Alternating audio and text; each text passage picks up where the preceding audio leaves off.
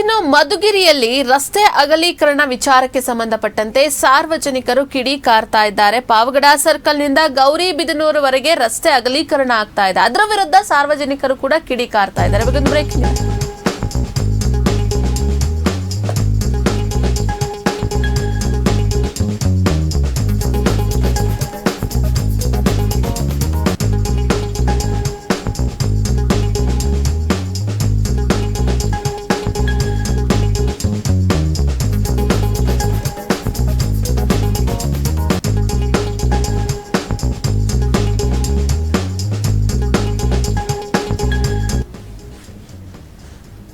ರಸ್ತೆ ಅಗಲೀಕರಣ ವಿಚಾರಕ್ಕೆ ಸಂಬಂಧಪಟ್ಟಂತೆ ಸಾರ್ವಜನಿಕರು ಕೆಂಡಾಮಂಡಲ ಆಗಿದ್ದಾರೆ. ಇದು ಮಧುಗಿರಿಯಲ್ಲಿ ನಡೆದಿರುವಂತಹ ಘಟನೆ. ಪಾವಗಡ ಸರ್ಕಲ್ನಿಂದ ಗೌರಿಬಿದನೂರು ರಸ್ತೆ ಅಗಲೀಕರಣ ವಿಚಾರಕ್ಕೆ ಸಂಬಂಧಪಟ್ಟಂತೆ ಅಂಗಡಿ ಮಾಲೀಕರು ಹಾಗೆ ಅಧಿಕಾರಿಗಳ ನಡುವೆ ಮಾತಿನ ಚಕಮಕಿ ನಡೆದಿದೆ, ಮಾತಿನ ಘರ್ಷಣೆ ನಡೆದಿದೆ. ಪೌರ ಕಾರ್ಮಿಕರನ್ನ ಕರೆಸಿ ಅಂಗಡಿ ಮಳಿಗೆಗಳನ್ನ ಎತ್ತಿಸೋದಕ್ಕೆ ಅಧಿಕಾರಿಗಳು ಪ್ರಯತ್ನವನ್ನ ಮಾಡಿದ್ದಾರೆ. ಅದರಲ್ಲೂ ಕೂಡ ಕೋಳಿ ಅಂಗಡಿಗಳ ಕೇಸ್ಗಳನ್ನ ಮುರಿದು ಹಾಕಿದ್ದಾರೆ. ಮುಸಲ್ಮಾನರೆಂದು ನಮ್ಮ ಮೇಲೆ ದೌರ್ಜನ್ಯ ಮಾಡ್ತಾ ಇದ್ದೀರಾ ಅಂತ ಹೇಳಿ ಮುಸಲ್ಮಾನರು ಕೂಡ ಅಧಿಕಾರಿಗಳನ್ನ ಒಂದಷ್ಟು ಪ್ರಶ್ನೆ ಕೇಳಿದ್ದಾರೆ. ಸ್ಥಳದಲ್ಲೇ ಅಧಿಕಾರಿಗಳು ಹಾಗೆ ಅಂಗಡಿ ಮಾಲೀಕರ ನಡುವೆ ಮಾತಿನ ಘರ್ಷಣೆ ನಡೆದಿದೆ.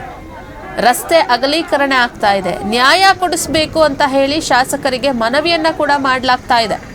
ಪುರಸಭಾ ಅಧಿಕಾರಿಗಳಿಂದ ಮಳಿಗೆಗಳ ತೆರವಿಗೆ ಆದೇಶವನ್ನ ಕೂಡ ಮಾಡಲಾಗಿದ್ದು, ರಸ್ತೆ ಒತ್ತುವರಿ ತೆರವು ಮುಸಲ್ಮಾನರಿಗೆ ಮಾತ್ರ ಸೀಮಿತ ಅಲ್ಲ ಅಂತ ಹೇಳಿ ಕೂಡ ಕಿಡಿಯನ್ನ ಕಾರಲಾಗ್ತಾ ಇದೆ. ಹೆಲ್ತ್ ಇನ್ಸ್ಪೆಕ್ಟರ್ ದರ್ಪಕ್ಕೆ ಅಂಗಡಿ ಮಾಲೀಕರು ಗರಂ ಆಗಿದ್ದಾರೆ, ಆಕ್ರೋಶವನ್ನ ಕೂಡ ಹೊರಹಾಕ್ತಾ ಇದ್ದಾರೆ. ಎಲ್ಲ ಒಂದು ಕಡೆ ರಸ್ತೆ ಅಗಲೀಕರಣ ಅಂತ ಹೇಳಿ ಬಂದಂತಹ ಸಮಯದಲ್ಲಿ ಅಲ್ಲಿರುವಂಥ ಅಂಗಡಿಗಳನ್ನ ತೆಗೆಸಬೇಕಾಗಿರುತ್ತೆ. ಸೊ ಈ ಹಿನ್ನೆಲೆಯಲ್ಲಿ ಅಂಗಡಿಯಲ್ಲೇ ತಮ್ಮ ಜೀವನವನ್ನ ಕಟ್ಕೊಂಡಿರ್ತಾರೆ. ಸೊ ಒಂದು ಕಡೆ ನ್ಯಾಯವನ್ನ ಕೊಡಿಸಿ ಅಥವಾ ಬೇರೆ ಕಡೆಗೆ ಅದನ್ನ ಶಿಫ್ಟ್ ಮಾಡೋದೋ ಏನೋ ಒಂದು ಮಾಡೋದನ್ನ ಮಾಡಿ ಅಧಿಕಾರಿಗಳು ಕೆಲಸವನ್ನ ಪ್ರಾರಂಭ ಮಾಡಬೇಕಾಗಿತ್ತು. ಸೊ ಏನು ಅಂಗಡಿಗಳನ್ನ ತೆರವು ಮಾಡಬೇಕು ಅಂತ ಹೇಳಿ ಹೋದಂತಹ ಸಮಯದಲ್ಲಿ ಕೆಲವೊಂದಷ್ಟು ಘರ್ಷಣೆ ಕೂಡ ಆಗಿದೆ. ಹಾಗೆ ಈ ವಿಚಾರಕ್ಕೆ ಸಂಬಂಧಪಟ್ಟಂತೆ ಅಂಗಡಿ ಮಾಲೀಕರು ಸಹ ಮಾತನಾಡಿದ್ದಾರೆ. ನೋಡೋಣ. ಯಾರಿಗೆ ಪ್ರೆಸಿಡೆಂಟ್ ಫೋನ್ ಮಾಡಿ ಗೆಲ್ತಿಸ್ಕೊಂಡ್ರು, ಚೀಫ್ ಆಫೀಸರ್ ಬಂದಿದ್ರು. ಅವ್ರು ಒಂದು ವಾರ ಟೈಮ್ ತಗೊಳ್ವಿ ಸರ್, ಏನಿದ್ರು ಫುಟ್ಪಾತ್ ಹೊರಗಡೆ ಇರ್ತೀವಿ, ಅದು ಮುಂದೆ ಬರಲ್ಲ, ಅವ್ರೆಲ್ಲ ಹೇಳಿ ಬಂದು ಸನ್ಮಾನ ಮಾಡಿ ಕಳಿಸಿ. ಆಯ್ತಪ್ಪ, ನೀವೆಲ್ಲ ಒಗ್ಗಟ್ಟಿನಾಗಿ ಫುಟ್ಪಾತ್ನಿಂದ ಒಳಗಿರ್ರಿ, ಆಚೆ ಬರ್ಬಂತ ಹೇಳಿದ್ವಿ. ಬಂದು ಎಲ್ಲ ನೋಡ್ಕೊಂಡು ಎಲ್ಲ ಸನ್ಮಾನ ಮಾಡಿ ನೀವು ಬಂದು ನೋಡಿ ಹೋಗ್ಕೊಂಡ್ರಿ.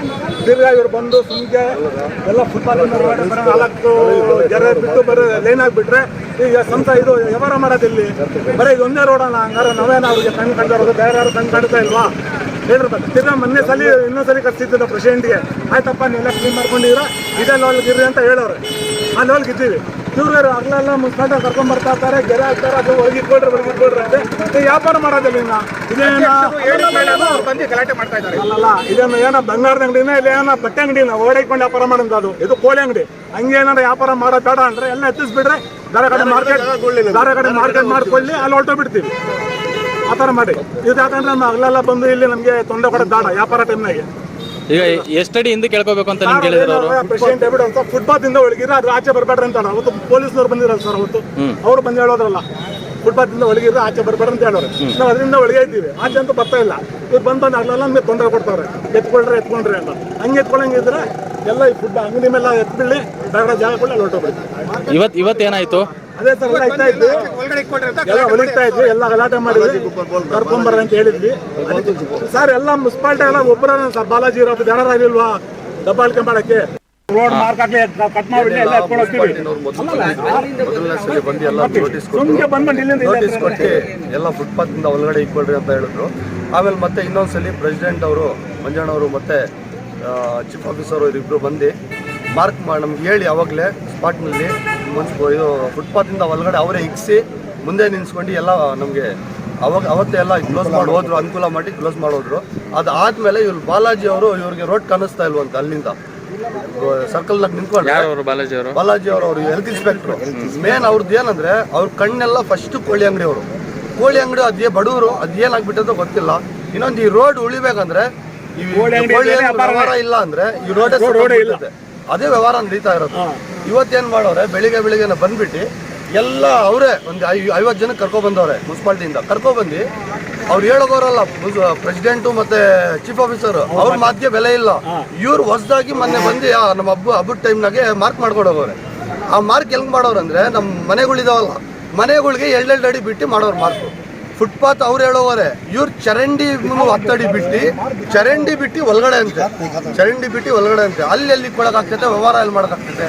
ಅಲ್ಲಿಗೆ ಚೀಫ್ ಆಫೀಸರು ಪ್ರೆಸಿಡೆಂಟ್ ಅವ್ರದ್ದು ಒಂದು ರೂಲ್ಸು, ನಮ್ಮ ಬಾಲಾಜಿ ಅವ್ರದ್ದು ಒಂದು ರೂಲ್ಸು. ಬಾಲಾಜಿ ಅವ್ರ ರೂಲ್ಸು ನಾವು ಯಾರಿಗೂ ಇದೇ ಆಗ್ತಾ ಇಲ್ಲ, ಭಾಳ ತೊಂದರೆ ಕೊಡ್ತಾರೆ. ದಯವಿಟ್ಟು ಇದಕ್ಕೆ ಮೊನ್ನೆ KN ರಾಜಣ್ಣನವರು ಮತ್ತು R ರಾಜೇಂದ್ರ ರಾಜಣ್ಣ ಅವರು ನಮಗೆ ಒಂದು ಸ್ಪಂದಿಸಿ ಒಂದು ಪರಿಹಾರ ಕೊಡಬೇಕು.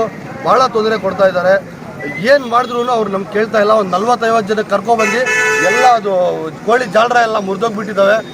ಇಲ್ಲ ಸರ್, ನಮ್ಮ ಪ್ರಾಪರ್ಟಿ ನಾವು ಎತ್ಕೊಳ್ತೀವಿ, ಸ್ವಲ್ಪ ಟೈಮ್ ಕೊಡಿ ಒಳಗಡೆ ಇಟ್ಕೊಳ್ಳೋಕಂದ್ರೆ ಇಲ್ಲ, ಯಾರಿಗೂ ಕೇಳಲ್ಲ, ಪ್ರೆಸಿಡೆಂಟ್ಗೆ ಮಾತಾಡ್ತೀವಿ, ರಾಜೇಂದ್ರ ರಾಜಣ್ಣ ಅವ್ರಿಗೆ ಮಾತಾಡ್ತೀವಿ, ಒಂದು ಸ್ವಲ್ಪ ನಮಗೆ ಸಮಯ ಕೊಡಿ ಅಂದರೆ ಯಾರಿಗೂ ಮಾತಾಡಲ್ಲ, ಯಾರು ಮಾತು ಕೇಳಲ್ಲ. ಎಲ್ಲ ಎತ್ತಿ ಒಳಗಡೆ ಇಕ್ಕಿ ಎಲ್ಲ ಮುರಿದು ಬಿಸಾಕ್ಬಿಟ್ಟವ್ರೆ. ದಯವಿಟ್ಟು ಇದಕ್ಕೆ ನೀವು ಸ್ಪಂದಿಸಿ. ಮೊಹಮ್ಮದಿಯಾ ಮಸೀದಿನಿಂದ ಅಲ್ಲ ಸ್ಟಾರ್ಟ್ ಆಗೋದು, ಹೈಸ್ಕೂಲ್ ಮುಂದ್ಗಡೆಯಿಂದ ಸ್ಟಾರ್ಟ್ ಆಗುತ್ತೆ. ಯಾರೋ ಹೇಳಿದ್ರಂತೆ ಅಲ್ಲಿ ನಿಂತ್ಕೊಂಡ್ರೆ ಪಾಗೋಡ ಗೇಟ್ವರೆಗೂ ಕ್ಲೀನಾಗಿ ಕಾಣಬೇಕು. ಇಲ್ಲಿ ಕಾಣ್ತಾ ಇರೋದು ಏನಂದ್ರೆ ಬರೇ ಸಾಬ್ರ ಅಂಗಡಿಗಳು, ಬಡವರು, ಅವ್ರು ಹೊಟ್ಟೆ ಮೇಲೆ ಹೊಡಿಬೇಕು.